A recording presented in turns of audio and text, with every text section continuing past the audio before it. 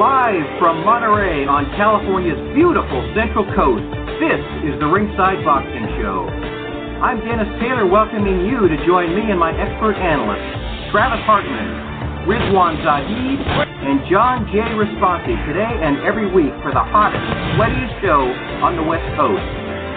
And now, from Studio 1A, it's the Ringside Boxing Show.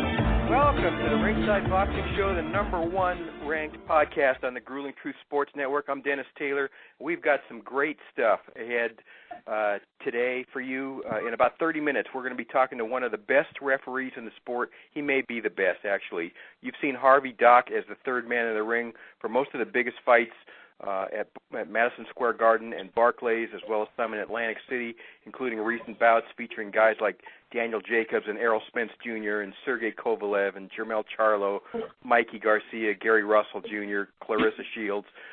He also holds a journalism degree from Rutgers, which is probably why he's also a terrific interview. And Harvey's going to join us shortly, so you don't want to miss that. Stick around. We're also hopefully going to be talking to Max Garcia, whose fighter Ruben Villa IV went to 12-0 last night by knocking out Ricardo Lopez in Sacramento. Ruben is the WBO youth featherweight champ from Salinas, California. He's only 21 years old, and we're probably going to be seeing him in the world title picture probably about a year from now. Paul McLaughlin, our British correspondent, has his weekly report for us from the United Kingdom, and we'll start, as we do every week, with a look at recent boxing news with our expert analyst. Travis Hartman is a professional boxer and boxing trainer from Osborne, Missouri. He's now living and training in Orlando, Florida. Rizwaan Zahid is a boxing journalist from Toronto, and John J. Raspanti is chief lead writer for MaxBoxing.com and DogHouseBoxing.com, and John and I teamed up to write Intimate Warfare, the true story of the Arturo Gatti and Mickey Ward boxing trilogy, which has been an Amazon bestseller for most of the past year. And John spent most of Saturday at a Superman convention in Los Angeles with a bunch of other old guys who remember how TV Superman, an actor named George Reeves, would come crashing through a brick wall, confront a bad guy, stand there smiling while the guy ricocheted 6 bullets off his chest. And, John, I'm going to let you finish the rest of that story. What would happen next? Well, yeah, then unfortunately, the guy would throw the empty pistol at him, and he would duck. So it was one of those moments. Yeah. Even as a kid, I would think, why would he care if that hit him? Now, you have to know that later in the series, they must have been aware of it because they did basically the same scene 3 or 4 years later. And these things were made on such a shoestring budget and so quickly that they almost didn't even have time to go back and fix things. But later, like 3 years later, they did basically the same scene, and then he was wearing the color uniform. And the guy threw the gun at him, and he had a bored expression on his face, and it just bounced off him. So there you go. Live and learn. Good. Yeah. That's the motto. All right. Well, it sounds like it was fun, man. It was a blast. Total blast. Okay, guys. Hey, the biggest news this week, I think, is that the heavyweight fight that we all want to see, Anthony Joshua and Deontay Wilder, isn't going to happen this year. They couldn't make a money deal that worked for both sides, and the WBA decided it was going to strip Joshua of the title if he didn't face Oleksandr Povetkin, who is their mandatory challenger despite failing 2 drug tests in the past. So Team Joshua took that fight instead, and it's going to be September 22nd. And I don't think they've announced the venue yet. But Joshua's promoter, Eddie Hearn, plans to stream it on his new DAZN internet platform. Travis, anything can happen in the heavyweight division, and Povetkin, man, is a world-class opponent. This guy's good. And I think we all worry that either Joshua or Wilder might get knocked off before they fight each other. And that would take a whole bunch of the luster off their collision if that happens. I don't know if casual fans understand this, but Povetkin is the real deal, isn't he? He's a threat to Joshua. I mean, absolutely. Povetkin is a legit guy. I mean, he's I believe he was a silver medalist or a gold medalist in the Olympics coming up in the amateurs as well. Yeah, so gold, obviously can fight, and he's been just as good of a pro at the same token. So, yeah, it's honestly, these guys are, I mean, they're gambling. They're throwing the dice right now, the promoters, I'm saying, by not taking a Wilder fight right now, because if Wilder or Joshua loses, it 100% loses the luster of them facing each other, because they're both undefeated world champions right now. If one of them gets knocked off, It 100%. It'll still be a big fight. I mean, if they fought, let's say Povetkin beats Joshua. Joshua maybe rematches him and beats him, and then they can fight. So it would still be there, but it won't be as big of a sell as it would be if two undefeated world champions, a unification belt against two undefeated heavyweight world champions. It hasn't happened in a really long time with both fighters being undefeated. So they are 100% gambling right now. I mean, the risk and the reward is just massive right now. They're definitely risking a lot. And to be honest, this whole WBA stripping Anthony Joshua of the title, I know that the WBA did give them 2 months to make and finalize this deal, I believe. But let's be honest, the WBA was not going to strip Anthony Joshua. And if they did, they're just stupid, because Anthony Joshua is a legit heavyweight champion of the world. If they strip him while he's in the negotiation process to unify a world heavyweight title, they're just dumb, honestly. And that's a bad business move by the WBA if they were actually going to strip him. I 100% don't think they were. They were just trying to save face, put that threat out there to make it seem like, they're not a pushover organization. So I think they were playing hardball. But let's be honest, if Deontay Wilder would have signed that contract within 2 or 3 days of that deadline, they would have been fine. They wouldn't have stripped him. That fight would have went on. Truthfully, right now, it's looking like, to me, from the Anthony Joshua promoter standpoint, not Anthony Joshua personally, but the promoter, I think they're a little scared of Deontay Wilder. I don't see any other explanation, because for once, Deontay Wilder, Anthony Joshua's team, Eddie Hearn, was throwing out all these demands, and then they asked Wilder, come up with $50 million. Wilder, 100% came up with $50 million, said, we got it.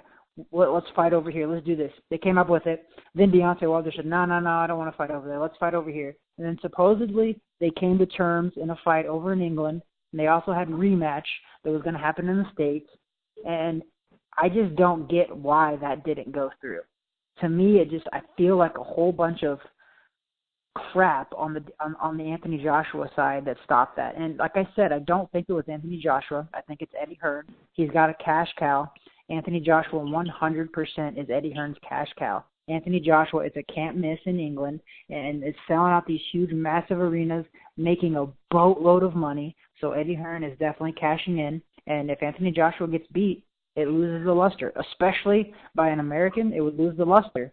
So I don't know. For once, I'm actually siding with Deontay Wilder on this. I'm siding with the whole team and saying that they tried. In my opinion, I think they more than tried. And Wilder has agreed to go over and fight Povetkin. Remember that when he agreed to go fight Povetkin in Russia, which was massive, and he agreed to go over there. Then Povetkin tested positive for steroids, I believe, and that got called off.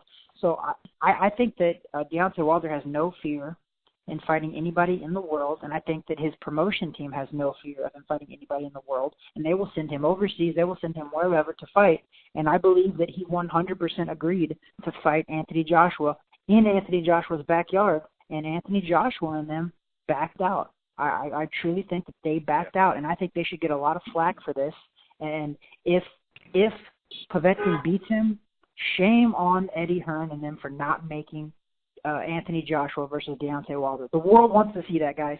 For once, we've all been so excited for a heavyweight title fight. This is the biggest heavyweight division in a really, really, really long time, probably since Tyson. That's probably 100% accurate. And they literally dropped the ball on this. And I think as fans and as experts, we should be pissed off a little bit at Eddie Hearn. He's a great promoter, don't get me wrong. But in this particular instance, I think we should be pissed off at him. The fans are missing out on an amazing fight right now with Anthony Joshua and Deontay Wilder. You know, Riz, I got the exact same vibe as Travis. I posted it for you guys on Facebook this week. I smell fear in that Joshua camp somewhere. Wilder claims that in addition to lowballing him on the money for the fight at Wembley Stadium, Team Joshua wanted to say in choosing the referee and judges, and wanted a one-way rematch clause in the contract. We don't exactly know what happened behind closed doors, but Joshua and Eddie Hearn sure seemed to me like they were the ones who weren't all that interested in making this fight happen this fall. So let me get your take on that, and also what that Joshua Povetkin matchup might look like. I think, as far as who's to blame, I mean, yeah, I kind of agree with Travis. I don't know if he was just too focused on what else was going on with the DAZN, the group that he signed, or the agreement they came to have streaming of fights. I don't know if that distracted him a little bit. I don't know what it was, but you got to say that the blame must fall on him at least a little bit. Especially, he's saying about there's some issues with dates. I mean, I understand if it's not done for September, but I mean, December, like the idea you have to wait till next April, to me, doesn't make a whole lot of sense. As far as the other concessions, it sounds a little like Golovkin and Canelo for the first fight, like, a one-way rematch clause and the choice of judges and referees. I feel like that's almost standard when it comes to the quote-unquote A side. But that being said, I think if you're already going to get the fight at home, and we're not even talking LA and New York, right? We're talking two different continents. So if you're getting that much of a difference in home field advantage, so to speak, I think you can concede on a few other things, and mainly money. I mean, I don't think I think I read that the fee they're willing to pay for Wilder was $15 million. I mean, I think you can concede a little more than that. Especially, I mean, we all know this is the biggest fight in the division. As far as Wilder's side is concerned, even though I agree, I think the blame should fall on Joshua's side more. I mean, for Wilder though, if you trust your power and you want to prove who you are, you got to know that one knockout that you have is going to change everything. Even if it's taking a few million less, the win that you have is going to drastically change everything. Now you're the number one guy in the division. Now you're one of the biggest names in boxing. And so basically you gotta be willing to take the risk a little bit. So if you put it in that perspective, then the $50 million actually doesn't sound so bad, because I mean, hell, we were talking about Canelo and Jacobs a few weeks ago when the split was 90-10. I mean, like that's which is laughable, right? And Jacobs, I mean, that's not the 10% there is not worth it for Jacobs, because even if he wins that, he's not going to get the same. He doesn't get the big jump that Wilder would still get here. So I think in some ways both guys are to blame. Both sides are to blame. I think both could have conceded more, and ultimately we end up losing, right? The fans end up losing, the media end up losing, and the sport ends up losing. I mean, there's no reason this fight should take another year to put together. I mean, and especially you're talking about, this is the heavyweight division. One shot's going to change everything. I mean, Povetkin, to me, is actually past his best days. He's a lot older now. He was still from the Klitschko era, if you guys remember. He was kind of up and coming when Vladimir was, I don't know, somewhere in the beginning of his reign. So he's been around a while. So even though Joshua should be able to handle him quite comfortably, in the heavyweight division, all it's going to take is one shot. And we still don't know who Wilder's opponent's going to be next. So it looks like Dominic Breazeale is likely. Yeah, I mean, I don't rate Dominic Breazeale very highly at all. I think Wilder should beat him comfortably. But we've seen how guys can land on Wilder. He's never had, guys who have at least fundamentals have the ability to land. So this could go sideways very quickly. Not the same, but I don't know if you guys remember a few years ago, Juan Manuel Lopez and Yuriorkis Gamboa was one of the biggest fights in the sport. This is going back a long time ago. And both were hot prospects who were scoring knockouts left, right, and center. And I think at the time they were both promoted by Top Rank as well. And they wanted to have this idea of let this fight marinate. And then Juan Manuel Lopez ran into Orlando Salido. And that changed everything. And that just have derailed the whole fight. It derails Juanma's whole career. Gamboa had inactivity. So there's a lot that can change very quickly. In the heavyweight division, you're always playing with fire. John, if Joshua does get through this, and if Wilder survives whoever he's going to fight next, it seems like the next Wilder-Joshua negotiation might be even tougher, because Wilder's pretty pissed off right now. He called Eddie Hearn a disease, and he called this DAZN venture trash. He doesn't sound interested in settling for B-side status or B-side money anymore. He wants 50-50. Eddie Hearn's already offered him that April 13th date to fight Joshua. Do you feel optimistic at all that we'll see them fight next spring, or is this going to happen a year from now? I do. I think a while ago, months ago, we were asking, you asked or someone asked, they asked me if I thought it would happen this year, and I said no. I really believe that it was a next year fight. I think Eddie Hearn is a very shrewd guy. I think he basically wanted next year from the beginning. So he had that in his mind, and that's why he played hardball with with Wilder's team because he wants next year. He feels confident, and I do too, that Joshua can get past Povetkin. I watched Povetkin against David Price, and he won handily, and he knocked David Price out, but he got hit with a shot, and if the ropes weren't there, he'd have went down, and who knows what might have happened if he had went down. He was hurt. So if David Price can do that, I'm pretty confident that Anthony Joshua will be able to handle him, use his jab, and pop him with some shots and stop him. I do. Now, I agree with Riz, too. Povetkin's best days are behind him. It's a gamble, but that's boxing. You know, boxing is a gamble in so many ways, but it's a shrewd gamble as far as I see it. And I do think the fight will happen. I think Wilder will get past this as long as he wins his next fight, and he should be able to win his next fight. But as I said, I think the bottom line is it's all gambling, and you got to be confident though. And I think Eddie Hearn is confident.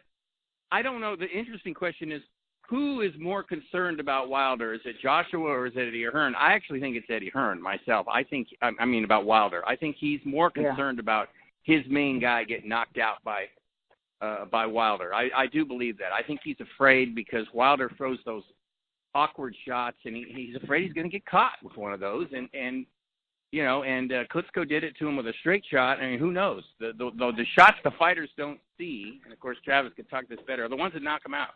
So I think he's worried about that. I do. So he's like, well, we're going to get one more fight under our belt. We'll beat Povetkin. We'll be ready to go next year. And the other thing that's so hard, Dennis, quickly, is that these guys don't fight very often anymore, you know, and that's what makes it so hard. I mean, everything is rolling on these negotiations. They fight twice a year, pretty much. And God, back in the old days, they used to fight 4 times a year, you know, and it puts all the pressure on them to get this all figured out. So, as I said, I think the bottom line was Hearn and Joshua were thinking about next year from the beginning, and that's what happened. And that's unfortunate for boxing fans and unfortunate for us because we really want to see it. But that's what he was thinking because he feels like, look, I don't need Wilder nearly as bad as Wilder needs us. I can do what I want to do with Joshua. And I think Wilder can call him all the names he wants, but I think he's doing what he wants to do, and he's doing it well. But I certainly understand Wilder's frustration, and I admire the guy. You know, I don't like some of the things he says. Goes a little over the top, but I understand his frustration. He's not afraid, and he wants to fight, and that's good. So that's what makes me think the fight will happen next year, and then we'll get it. But I wish it was happening next month, to be honest. But, you know, just boxing. Boxing is a lot of wait and see, and then see and wait. So that's what we're doing. We're just going to have to see and wait. You know what made me laugh out loud this week was Tyson Fury immediately piped up and said he'll fight Wilder next, and he's been spouting off that he'll do it this fall. But Travis, that's just Tyson Fury being Barnum and Bailey, isn't it? I mean, he's had one fight since his 3-year layoff, and he didn't look great in that one. And there's no way they're going to get him in the ring with Wilder anytime soon. I wouldn't think. I think if I'm Wilder, I'd jump at that. Yeah, I mean, I think Tyson Fury is obviously trying to stay relevant because he hasn't been active because he took 2 years or whatever off with his little mental health problems, which who knows if he's got him under control or not. But I honestly, though, I don't want to see Tyson Fury with Deontay Wilder. I think a Tyson Fury could derail a Deontay Wilder versus Anthony Joshua fight. Just because he's just, the dude's so, and I've said this for a while, he's such an awkwardly good fighter, Tyson Fury is. I don't want to see him fight Deontay Wilder. I want to see Deontay Wilder and Anthony Joshua first. I want to see that fight because I truly think Tyson Fury could derail either one of those guys on an off night, but I don't want to see that fight, if that makes sense. I think Tyson Fury is just like that not fun guy to watch in the ring, but he does win, and he's so awkward that he gives so many people problems. So I don't think it would be a good fight for fans or a good fight for the world if Tyson Fury fought either one of those guys, Anthony Joshua or Deontay Wilder. I want to see Deontay Wilder and Anthony Joshua fight. I think their styles, I think they would make a can't-miss blockbuster heavyweight title fight. I think a Tyson Fury, which on all rights, Tyson Fury was the lineal heavyweight champion of the world. He hasn't lost. He just took 2 years off for his craziness, but he never was derailed. So if Anthony Joshua and Deontay Wilder fight, I would have no problem of the winner of that fighting Tyson Fury. I want to see it in that order because honestly, guys, Tyson Fury is so weird and crazy and everything else about him. He could honestly derail a blockbuster fight like this, and I don't want to see it. If Deontay Wilder is going to fight Dominic Breazeale, I'm okay with that because I think he beats him. I think he knocks him out within 6 rounds, which is safe. But Povetkin and Joshua, I think Joshua wins that for sure, but that's a way bigger risk than an opponent like Dominic Breazeale. So, it's and I think we all know that that's a way bigger risk. So, if he beats Oleksandr Povetkin and Deontay Wilder beats Dominic Breazeale or whoever he ends up fighting, then these guys better fight within a year because the fans deserve that. And I think all of us on here know that. And the fans are the ones losing out right now. And right now, boxing is at the hottest point it's been in a really, really long time. So we cannot afford to have these huge, massive delays in blockbuster fights. We can't afford a Mayweather-Pacquiao 5-year debacle right now for Anthony Joshua and Deontay Wilder. We can't. We got to strike while the iron's hot, and if boxing wants to keep growing and keep putting up huge numbers with television networks and all of that, this fight needs to happen by next year for sure. This is the Ringside Boxing Show from Monterey, California. I'm Dennis Taylor. We're talking to our expert analysts, Travis Hartman, Rizwaan Zahid, John J. Raspanti. I want to pivot right now to, I think we got to give some more attaboys to promoter Richard Schaefer for his World Boxing Super Series, which is still flying a little bit under the radar for most boxing fans. But, man, Riz, this is interesting stuff. On Saturday, Josh Taylor from Scotland, who's 13-0 and 11 knockouts and a rising star, he just beat Victor Postal, announced that he's going to be entering the WBSS 140-pound tournament, which also includes the WBA champion Karel Relic, the IBF mandatory Ivan Baranchik. Relic's 22-0, Baranchik's 18-0. European champ Anthony Yigit's already in. He's 21-0. And they're also expected to get WBC champ Maurice Hooker, 24-0. Ryan Martin, who's 22-0, Edward Trojanowski, who's 27-1, and the Rougarou, Regis Prograis, who's 21-0, and he might actually be the best fighter in the division.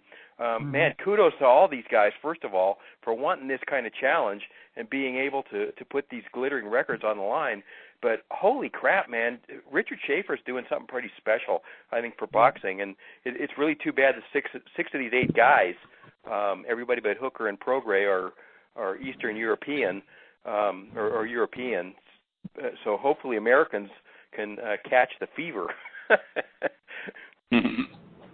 I've always noticed that it's been American promoters tend to stay away from those tournaments. That happened in the Super 6, where there was a few Americans in there, but if you notice, it was not, Top Rank has always seemed to kind of not be in those tournaments. They always try to want to stay away or not do any sort of cross promotions. They just seem to be always kind of against it for some reason.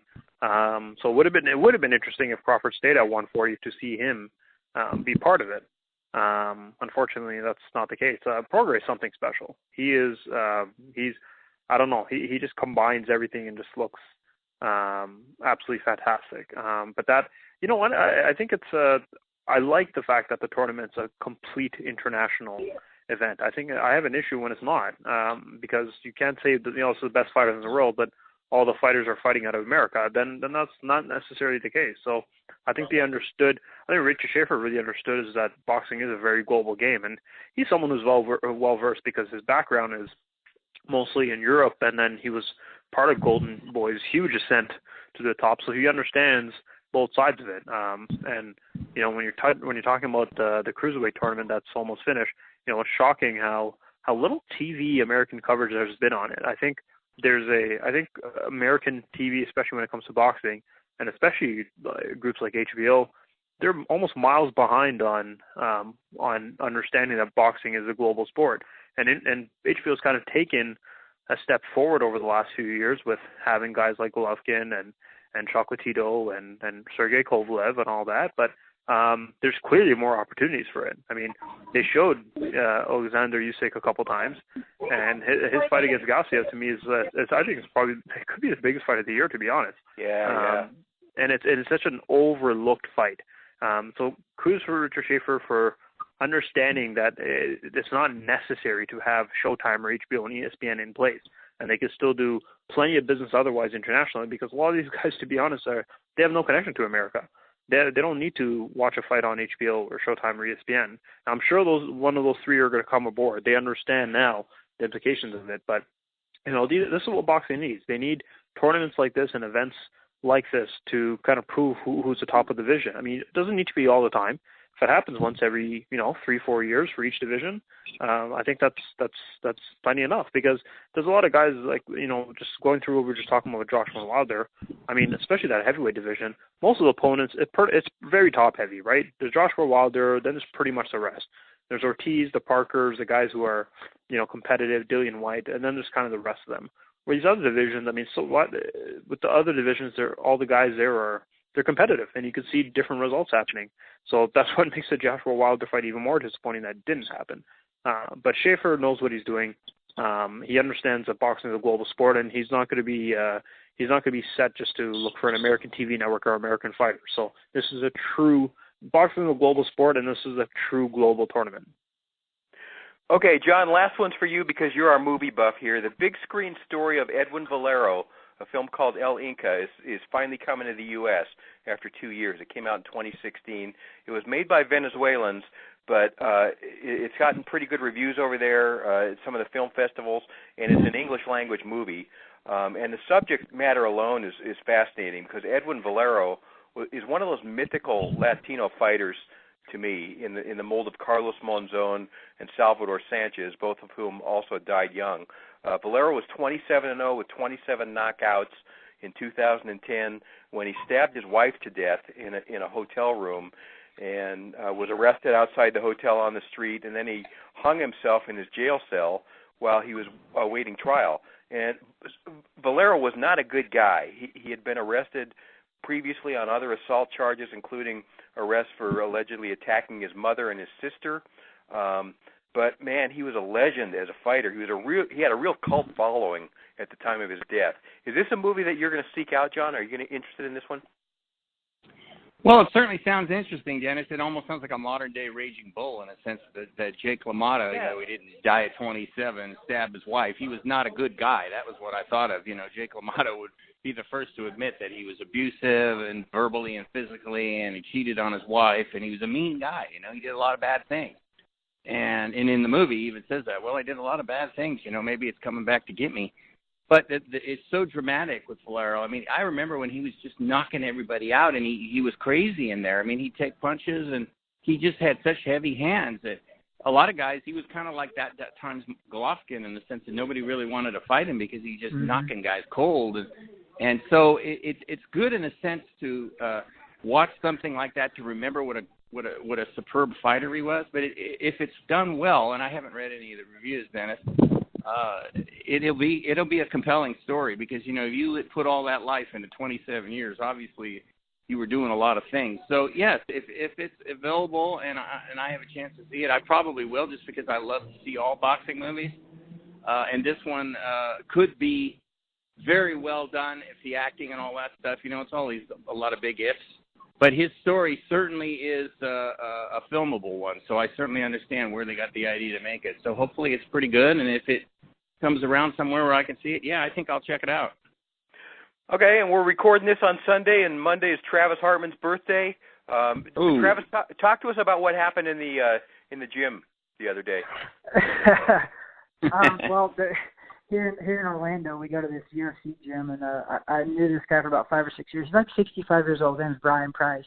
He's one of the hugest boxing fans I've ever met. And when I'm 65, I want to be able to do the things this guy does. I mean, this guy goes hard in the gym. He'll even spar with people, and he's 65. He never fought in his life, but he just loves boxing and is always trained to do it.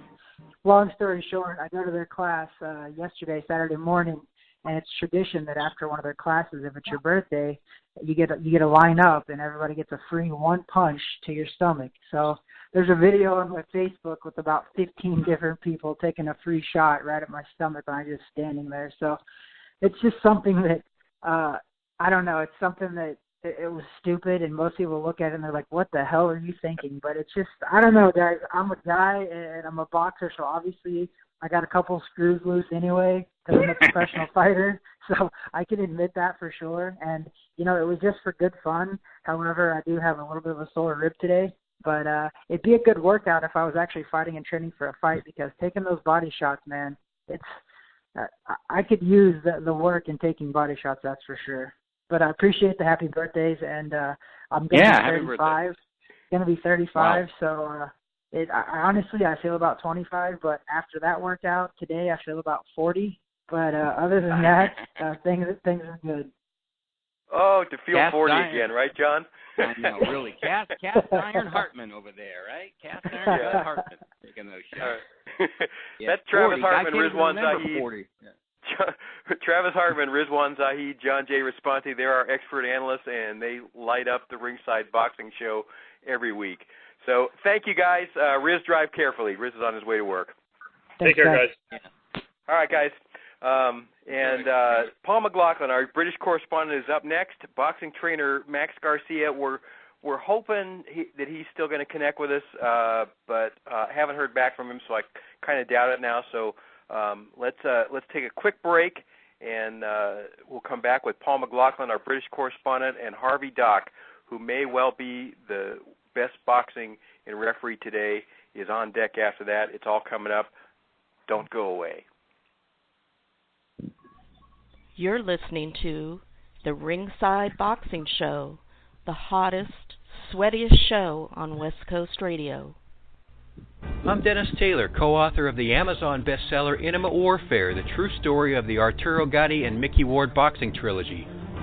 Writing this book was a labor of love for John J. Raspanti and myself.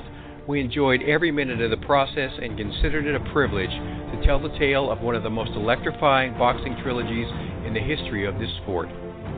Intimate Warfare traces the collision course of Arturo Gatti and Mickey Ward from their earliest days through their 3 epic fights, as well as the aftermath of this great rivalry, which culminated in one of the greatest friendships in boxing. Intimate Warfare has received a 4.5-star rating from readers and was endorsed by Hall of Famers Harold Letterman and Joe Cortez and 2-time Trainer of the Year Virgil Hunter. Our foreword was written by Ray Boom Boom Mancini, another one of the greatest blood and guts fighters of our time. Get your copy today at Amazon.com.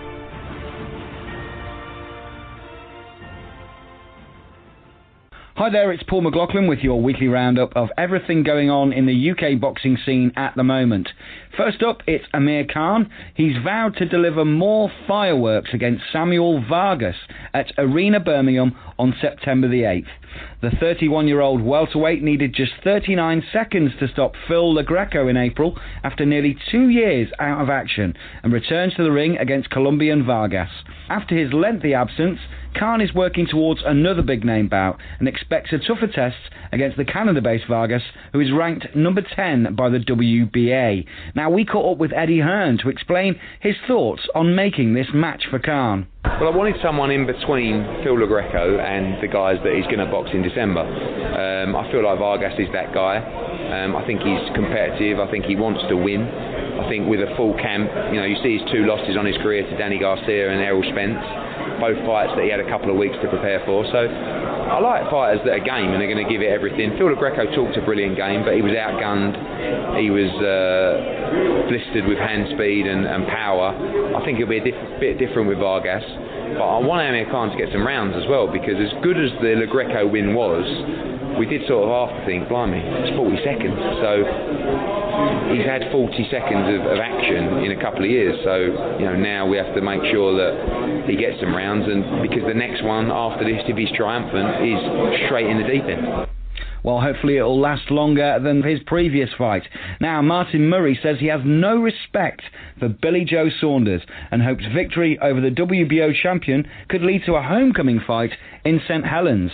The 35-year-old middleweight completed a wide points win over replacement opponent Roberto Garcia after Saunders pulled out of a second scheduled fight.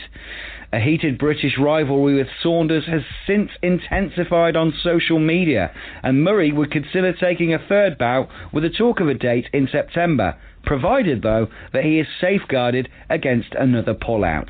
It's one of them. I think I mentioned it to you the other day. I'd need I would fight him again. couldn't fall for it 3 times. The money'd have to be a lot better, and there'd have to be some type of insurance policy in place, because you can't trust him. And like I said to you the other day, like I've said to everybody, I'll take time away from my family that I'll never get back, and this is why you do it. So I'd only go into camp again for him if it was worth it. And with the Dillian Whyte and Joseph Parker fight less than a month away on the 28th of July, we caught up with Johnny Nelson and firstly Derek Chisora for their big fight predictions. Good fight. Dylan needs to be fit. He needs to be ready for this fight. Joseph Parker is fit, and I think he's going to come and try and revenge his situation down here. Yeah, it'll be a good fight, but I don't think Parker's going to come and take a walk in the park, to be honest. It's going to be a good fight for him and for the fans. Dylan, after losing to Anthony Joshua, look what he's done. He's kept himself in the mix. He's kept himself current. He's still been banging at the door, and you've got to look at him as a legitimate world title contender. And he's taken a fight that is a tough shout. And it was a choice between this and Luis Ortiz. And he said, give me any one of them. He sent me a text saying, which one shall I pick? I'm thinking, Ross, really? So I rate him. Well, that fight can't come soon enough, in my opinion. Right, guys, it is hot over here. I hope you're having a great time over there. I will catch you next week. In the meantime, gloves up and protect yourselves at all times. Back to the studio. Hot weather in England, man. I didn't think that even happened. I thought it was just foggy over there. That's what we see in the movies all the time. Thank you, Paul McLaughlin. Man, the UK is loaded with interesting fighters and big personalities these days, isn't it? Harvey Dock, who is the go-to guy for main event fights at Madison Square Garden and Barclays, is standing by. We'll be back after one more minute. Do not go away, because that's coming up. Hi, I'm Dennis Taylor, host of the Ringside Boxing Show, where since 2008 we have been continuously sponsored by Garcia Boxing, the first family of the sweet science on California's beautiful Central Coast. Trainers Max and Sam Garcia and ring strategist Dean Familton are regarded among the most knowledgeable in the game. And Kathy Garcia, who manages all Garcia boxing fighters, is renowned for her integrity and career guidance, having taken 2 boxers to #1 world rankings. Together they comprise one of the most respected teams in the sport. Learn more by calling 831-261-3214 or send them an email at garciaboxing25@aol.com. This is tremendous, Don, just tremendous. The atmosphere heavy, uncertain, overtones of ugliness. A reminder in a way of how it was in March of 1964 at Miami Beach, when Clay met Liston for the first time and nobody was certain how it would turn out. The crowd is tense. They've been here since 10 this morning. Welcome back to the Ringside Boxing Show, the #1 ranked podcast on the Grueling Truth Sports Network, where we are joined today by our featured guest, one of the top referees in the world. Harvey Dock from New Jersey is routinely assigned to the main event of major fights at Barclays Center and Madison Square Garden and some of the venues in Atlantic City, various other places. You've seen him in recent weeks in fights involving Daniel Jacobs, Errol Spence, Sergey Kovalev, Jermell Charlo, Mikey Garcia, Gary Russell Jr., Clarissa Shields, just to name a few. Harvey is a member of the New Jersey Boxing Hall of Fame, and he also used to write a blog for our website, ringsideboxingshow.com. Harvey, welcome back to the Ringside Boxing Show, my friend. Great to talk to you again. How you been? I'm great, Dennis. Thanks for having me back. I appreciate it. You bet. So, listen, I just mentioned a really long list of exceptionally talented fighters, and that list only scratches the surface, I think, of exciting guys that are on boxing's landscape nowadays. You've had the closest possible view of fighters over the past 14 years since you became a pro referee, and you were an amateur ref and a fighter before that. Do you see this as somewhat as a renaissance era for talented fighters? Or do you think today's guys are maybe reaping some benefits of more powerful publicity machines than ever before with the major TV showcases and internet streaming and video and websites and all that kind of stuff? Yeah, I think TV has a lot to do with it. There's just a lot of fights that are on TV these days, and I think we went through a lull for a little while in that post-Leonard Hearns-Hagler era, until the last few years with the the help of the PBC and a few other promoters that have been popping up.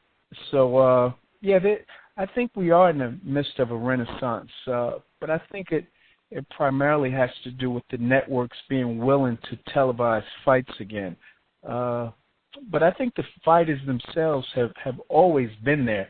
They just needed the exposure. According to BoxRec, you made your debut as a pro referee in April of 2004, and I think your first World Championship fight was about 3.5 years later in Atlantic City, Joan Guzman and Humberto Soto for the featherweight title. Is that right? That's correct, yes. What do you remember about that night? Were the butterflies a little bigger than usual? Oh, absolutely. I was somewhat of a nervous wreck. You know what I practiced that night from a fellow referee, Ricky Vera, is I was working on my Spanish because Joan Guzman and Humberto Soto, neither one spoke English. So I was working on my Spanish that night, and that was just as big a part of what went into my nerves as anything. So, but yeah, I do remember. I'll always remember that first world title bout. So yeah, I have fond memories of that night, just over 10 years ago now. If I took you back a decade or so and you watched yourself as a ref, what would you see compared to the ref you are today? In what ways have you grown and improved?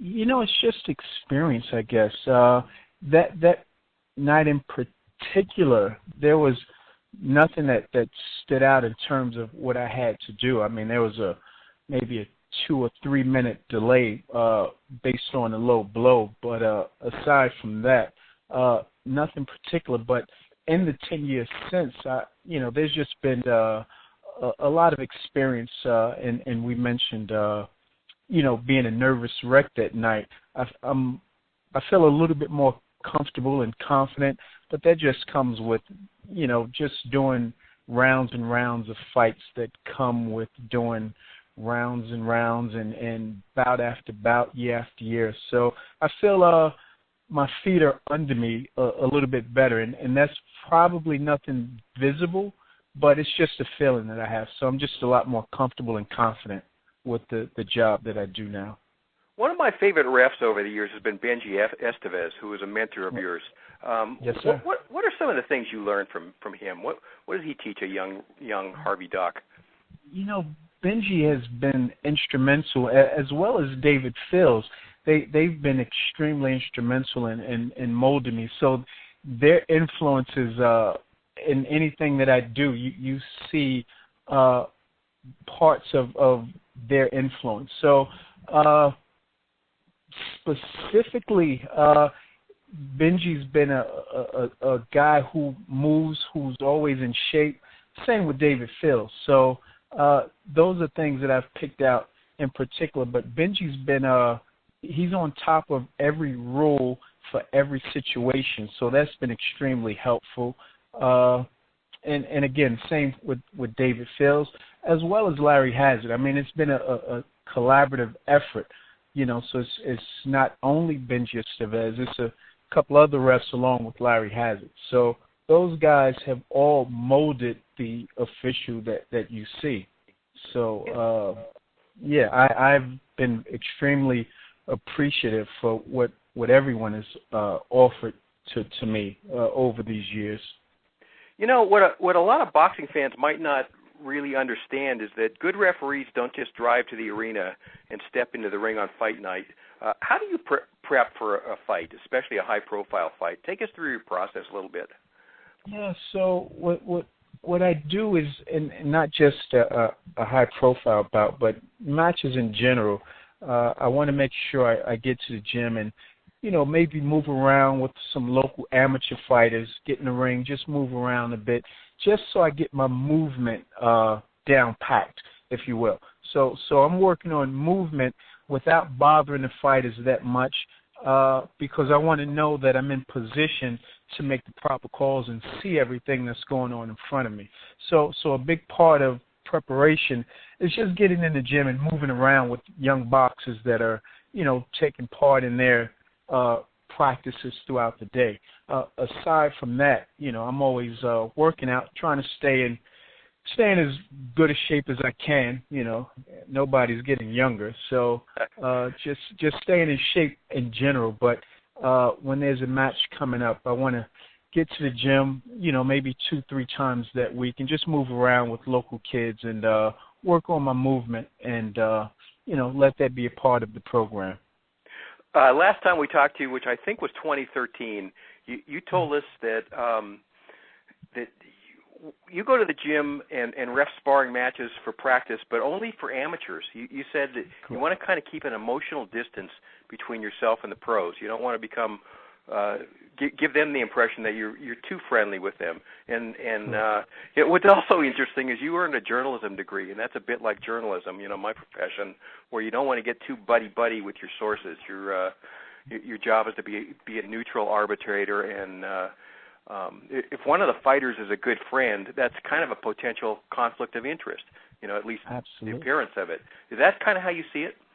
Absolutely. I wouldn't want to get too friendly because you never know whose bout you're going to be officiating. So I do keep a distance with myself and pro boxers because you're bound to see these guys at just regular functions that take place. So you don't want to get too. I don't think it's a good idea to be too friendly with pro boxers because you may be reffing those bouts, and I think it could be a conflict of interest. So, yeah, I like to keep my distance.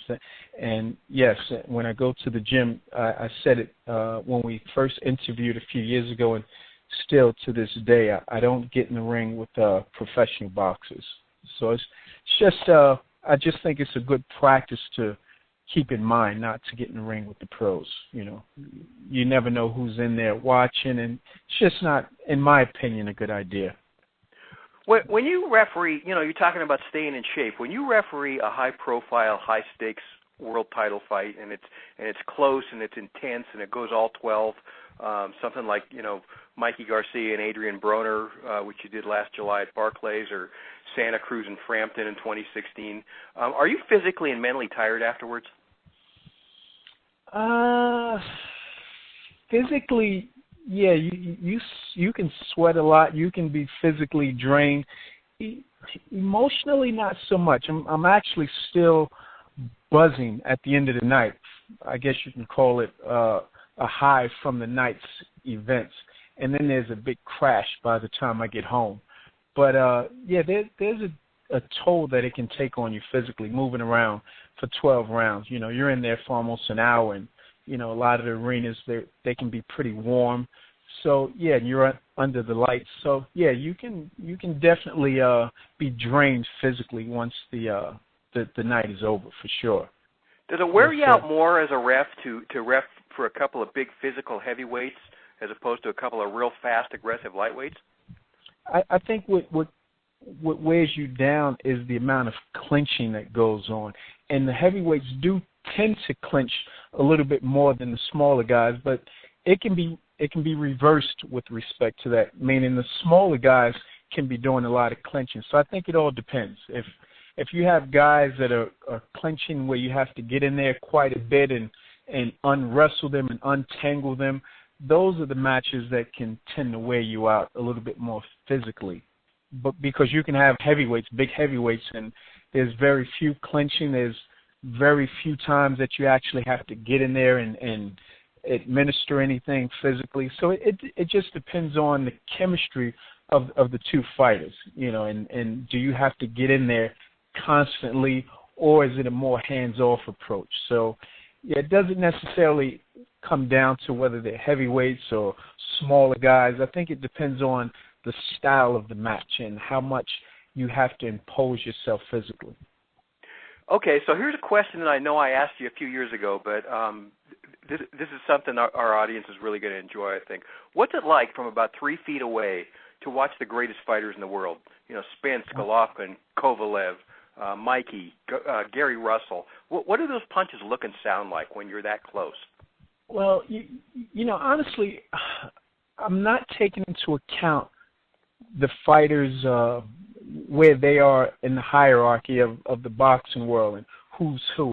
I'm more so focused on my job and making sure rules aren't being violated. So I don't really get a chance to look at it from that prism until I watch it on a video maybe the next day, and I can say, oh, that's this champion or that contender. But when I'm actually in there, I'm just focused on doing the right job, because, you know, once you get caught up in, oh, this is a champion and this is a top contender, I think you lose focus of why you're in there in the first place.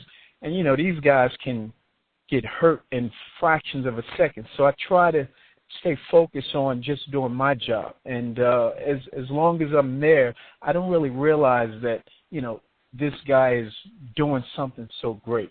You know, I'm more so just focused on doing my job. So I'm actually talking to myself when I'm in the ring, you know, saying, okay, get out of the way, let's move left, let's move right.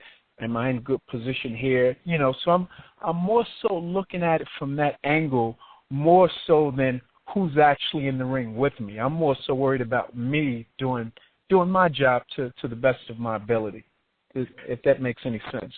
Yeah, but you're hearing the grunts that the rest of us don't get to hear. You know, when somebody takes a body shot to the liver.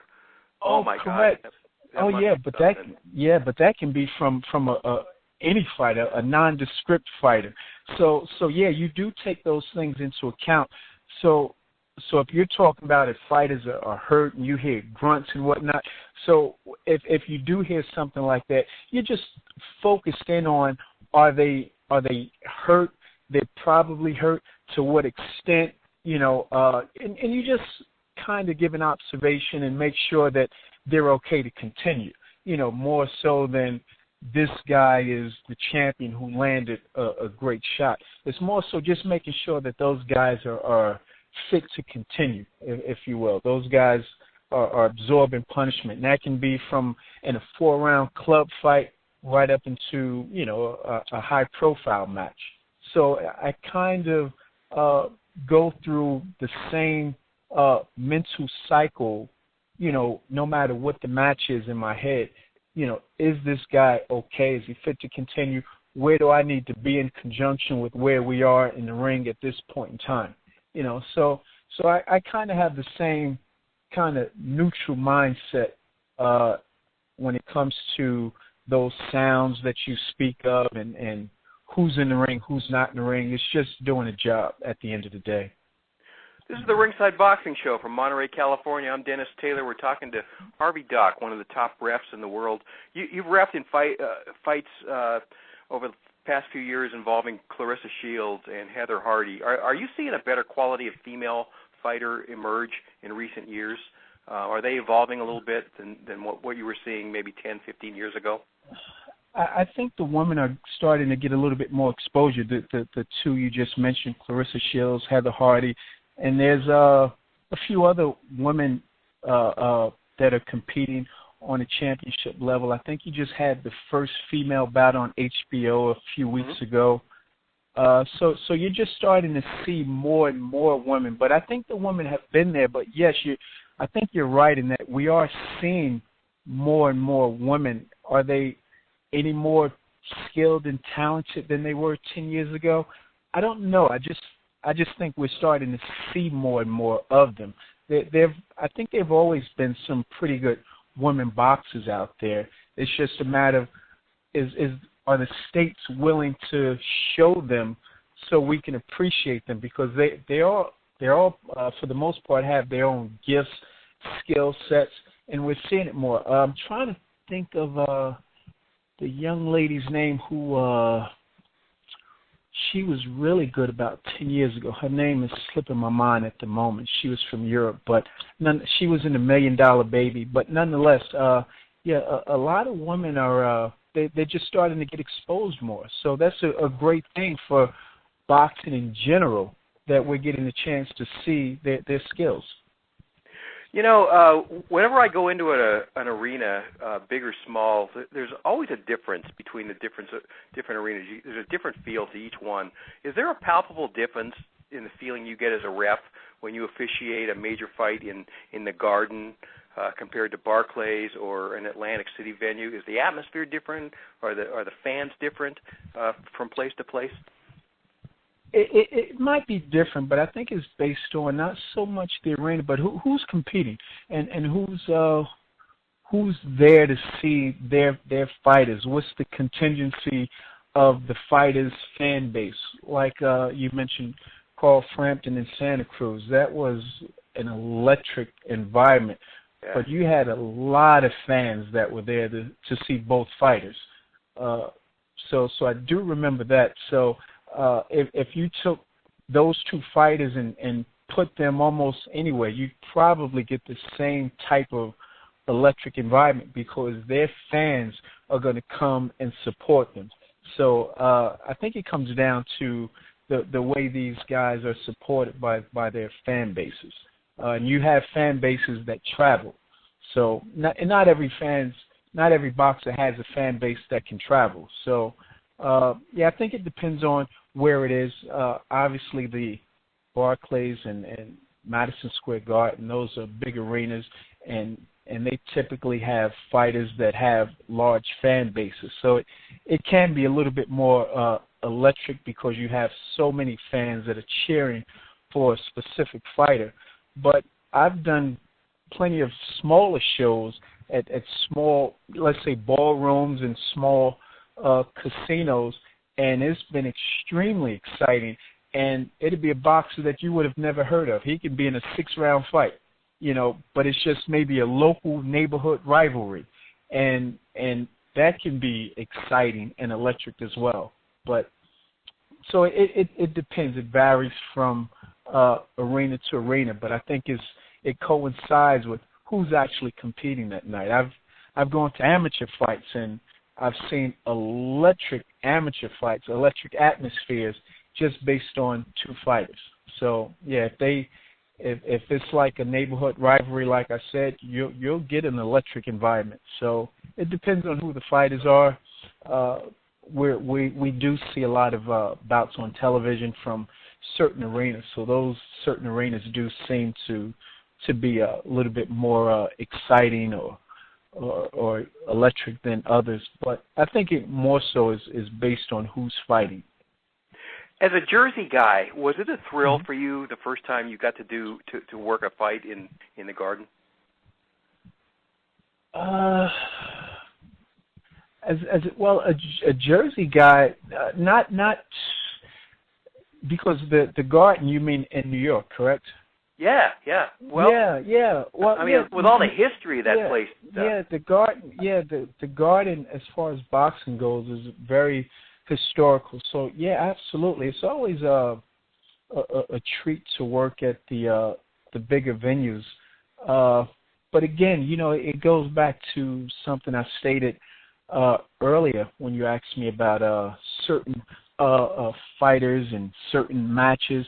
I can't appreciate it until, let's say, the next day or the next week when I had time to look at it from the outside.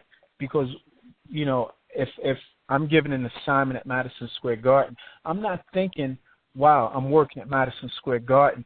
I'm more so, again, just going back to a certain sort of regimented train of thought, which is I have a job to do. So, but, as far as Madison Square Garden or any other venue, I can appreciate it once it's over, if that makes any sense, Absolutely, yeah. I'm sure you're in the zone when you're working them, yeah. Yeah, I try not to get caught up in this venue or this particular fighter or this particular fight. It's more so we have a job to do, and do your job to the best of your ability. And once the smoke clears, the next day, next week, or what have you, then there's a form of appreciation that you have for, let's say, the venue, or let's say this was a title fight. But at the moment, it's not a wow, this is Madison Square Garden or any other venue. It's just, we have a job to do, and you just go in there and do your job. Okay, so when you're not involved in a fight and you're just sitting in the arena and watching boxing, can you relax and watch it as a fan, or are you always in referee mode? No, I can watch it as a fan. I was a fan before I got involved, and I'll be a fan once I hang up my boxing shoes. I'm a fan first. I was always a fan, so I can appreciate it from a fan's point of view. It's just that if I'm, reffing a fight, if I'm officiating, then yeah, I'm in referee mode. But I can certainly be a fan and appreciate matches. If I'm just sitting there watching a match, I can appreciate it. I'm definitely appreciative of pro boxers and what they put forth. Whether it's the 4-rounders, the 12-rounders, women's matches, men's matches. I enjoy boxing, so yeah, I can appreciate it as a fan for sure. I'm not, and yeah, to answer your question, no, I'm not always in ref mode. I'm often in fan mode when I'm not officiating. I'm only in ref mode when I'm reffing. Okay, so here's some stuff that a lot of people might not know about Harvey Dock. You won the New Jersey State Championship as an amateur fighter, and you won the New Jersey Golden Gloves and Region 1 title, and you went to Denmark and fought on an international team in '93. You were the New Jersey Amateur Boxer of the Year when you were 23. And you fought one professional fight, 4-rounder, right, in 1997 against a guy named Charles Mack, and you won a 4-round decision, and that was it for you. You didn't fight again as a pro. Right. How come? Get out while I'm ahead. That was the motto. No, I competed in the amateurs for a few years, and I got a good view of the landscape of pro boxing, and I knew my limitations. Let's put it that way.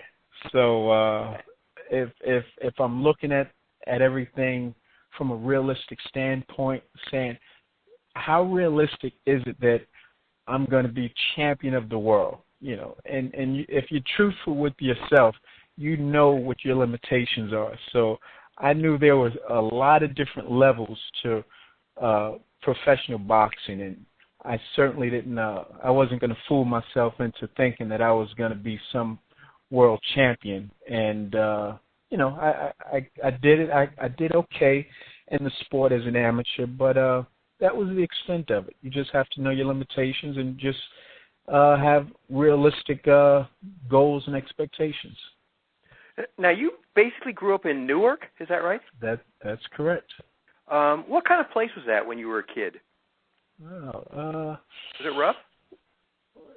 Newark is considered an urban inner city town, so yeah, Newark has a lot of rough spots, if you will, but it's what I know. It's home for me, so it's what I'm accustomed to. But yes, it was rough, not as rough as it's gotten over the last few years. I think growing up was maybe a little bit more family oriented or neighborhood oriented than maybe it is now. But it has its sweet spots and it has its not so sweet spots, as many towns and urban towns throughout the country do. So Newark is not so different than, let's say, St. Louis, than, let's say, Watts, than parts of Chicago. You have your good parts and you have your not so great parts. Did you wander into a boxing gym that first time as any kind of a defense mechanism? Was it self-preservation for you as a kid, or was it strictly a sport from the very beginning, from day one? No, it was a little bit of self-preservation. My father knew one of his friends was a good trainer, Alvin Johnson, who's deceased now, and he thought it would be a good idea for me to learn some skills. And I was fortunate to learn under his tutelage along with some other really good trainers at the time. Jose Rosario was, I believe, a 1984 Olympic alternate, and he trained a lot of local kids in Newark. So I went from Alvin Johnson to Bill Ryan to Jose, and Jose was a good trainer, and he's still training fighters today. So it was some self-preservation there, and it all worked out pretty well for me. Okay, I got to ask you this. What did you think of The Sopranos? Did you see any truth in that series? Did you know people like that? Honestly, this is going to sound weird, but I didn't watch The Sopranos, and I know a lot of people do. I know that's a big series. I've seen maybe a couple of episodes, but not enough to say I know anyone like this, because I never was a big fan of The Sopranos. Not that I didn't like it, I just didn't watch it. All right. Did you have any memorable encounters growing up, or just along the way with some of the all-time legends of your area, people like Sugar Ray Robinson or LaMotta or Graziano or Emil Griffith or Arthur McCanty Sr., Don Dunphy? Did you run across any of those people when you were younger? Not really. So the names you just mentioned were a little bit before my time. So my time and my era is more that Leonard, Hearns, Hagler, Duran era, more from the late 70s coming forward. So I did those were heroes to me, the athletic boxing heroes, that Leonard, Duran, Hearns era. So I did get a chance to meet Leonard, who happens to be my favorite fighter. I've met him on a few occasions, along with Tommy Hearns. So those were guys I looked up to, and it was a treat to meet guys like that. I've met Michael Spinks. That's more my era. Guys just a few years older than myself. Mike Tyson. That's my era, and guys I grew up, really admiring from the professional athletic field.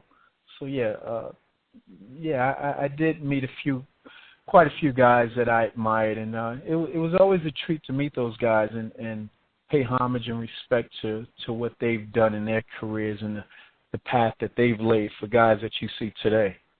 What was your best sport besides boxing? Ping pong. Ping pong. Really? Yeah. I learned how to play at camp one year. I was probably, 9, 10 years old, and I loved ping pong. So, but growing up in Newark, we played a little bit of everything growing up. We played football, we played basketball, we did it all the physical sports. So I say that ping pong a little tongue in cheek, but the physical sports were always there, and I enjoy, and I'm still a big sports fan, not just a boxing fan. I'm a sports guy, and that's from playing various sports growing up. But by the time I got to high school, I was participating just in boxing, going to the gym after school. So the team sports that kids were playing in high school, I didn't participate in. But prior to high school, I developed an appreciation for all sports. So I can turn on any sports channel and watch sports for 2-3 hours straight. I enjoy sports. So I don't know if I have a favorite outside of boxing. Probably football. But as I've gotten older and just got into the everyday grind of life and raising kids, you see less and less sports and more and more just regular work, just how life happens. You and me both. Yeah. Hey, I read you used to ref high school basketball. Yeah, I still do, actually. I do high school basketball. I do high school lacrosse as well. No kidding. Yeah, okay, so it seems like officiating basketball would be more tiring than working a 12-round fight. Is it? Absolutely. These kids today, they run and gun, and that's the way they're taught. They run. It's no more laid back, throw the ball into the big man in the post. No, everybody's running 100 miles an hour. So, yeah, basketball on average is definitely more grueling than football. Than boxing. Absolutely.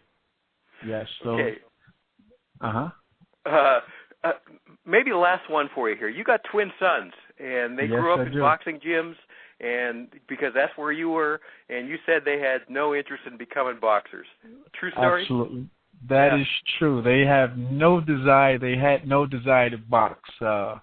They were exposed to it, but that wasn't for them. So they enjoyed basketball, and that was their sport. That was their specialty along with football.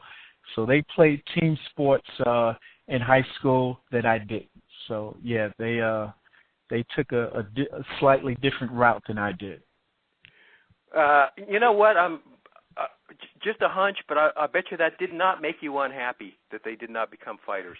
Absolutely not. Boxing's a rough sport. It's not for everybody. It's a rough sport. So no, I was pleased with the route that they chose. They played varsity basketball all 4 years in high school.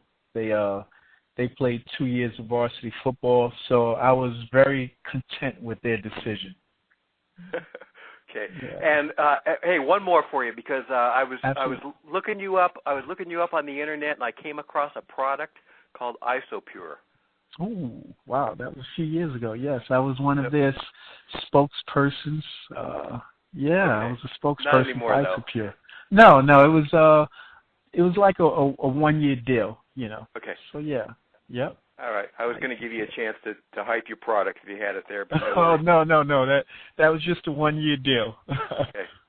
All right. Hey, Harvey Dock may well be the best referee on the planet right now, and he's also one of the best interviews in boxing. Harvey, always great talking to you, man, and keep up the outstanding work, and thanks for making some time for us today on the Ringside Boxing Show.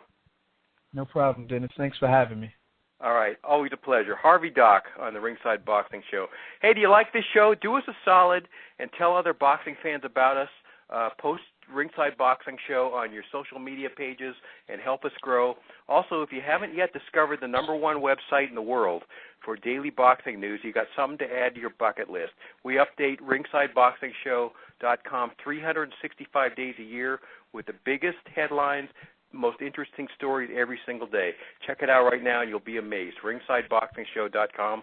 Thanks, as always, to our expert analysts, Travis Hartman, Rizwaan Zahid, and John J. Raspanti, for their contributions today, and also our British correspondent, Paul McLaughlin, and one more time, our featured guest, New Jersey Boxing Hall of Famer, Harvey Dock, one of the best referees in the sport.